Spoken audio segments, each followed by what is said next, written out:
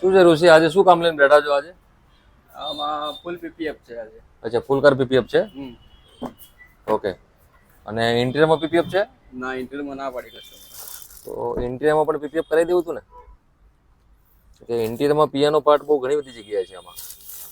તો સ્ક્રીન પર પણ પીપીએફ થઈ જાત અને જે સાઈડ ડોર હેન્ડલ છે એમાં પણ પીપીએફ થઈ જાત.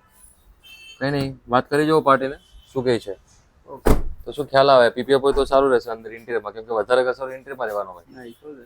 તમે એક્સ્ટ્રામાં પીપીએફ તો કર્યું છે, હવે ફિનિશિંગ બાકી છે બધું. હા. બરોબર લાગ્યું છે પીપીએફ કમ્પ્લીટ બધી જગ્યાએથી? હા. સરસ. અને હવે આ હેરિયરમાં શું છે આજે? કેરિયરમાં કસ્ટમરે 2 પીસ કલર કરાયા હતા, ફેન્ડર ને દરવાજો.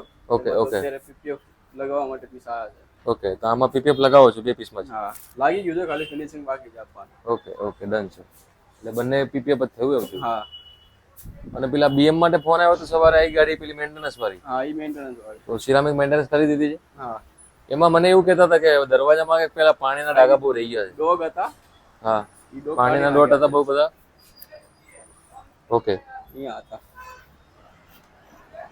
સરસ. લો, ત્યાં એ હતા, પાણીના ડોટ યસ કાચ ઉપર બી હશે. સનરૂફમાં? ત્યાં બી કાઢી નાખ્યા. ઓકે, સનરૂફમાં બી રિમૂવ કરી દીધો. સરસ. આ લોકો શું કરે છે અંદર બેઠા બેઠા અત્યારે હવે? ઇનોવામાં ઇન્ટિરિયર છે. અચ્છા, એમાં ઇન્ટિરિયર ક્લિનિંગ છે? ક્લિનિંગ, હા, ઇન્ટિરિયર. અચ્છા, શું કરો છો આમાં? અચ્છા, ઇન્ટિરિયર વોશ ચાલે છે. સરસ. કઈ નહીં, પ્રોપર ઇન્ટિરિયર ક્લીન ઇન્ટિરિયર કરી નાખો મસ્ત ચકાચક. બરોબર છે. હજી ચાલુ જ કરી લાગે છે. અચ્છા, બીએમ પતાવીને પછી આ ચાલુ કરી છે એમ ને? સરસ. લો, સાઈડમાં જે કાપડ આપ્યું છે એમાં થોડું ધ્યાન રાખજો ઇન્ટિરિયર માટે.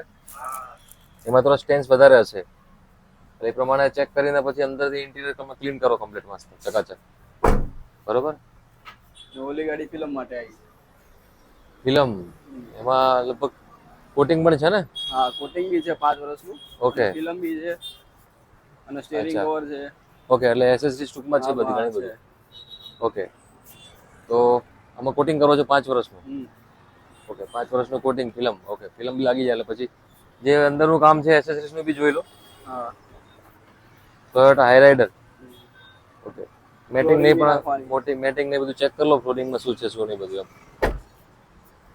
ઓકે, હવે આ બંને ગાડીમાં શું છે હવે? ઓલી ગાડીમાં એન્ડેવરમાં 2 પીસ કલર કર્યા છે. ઓકે. એમાં પીપીએફ કરવાનું છે પણ હવે 3-4 દિવસ રહીને, અત્યારે કલર તાજો જ છે એટલે.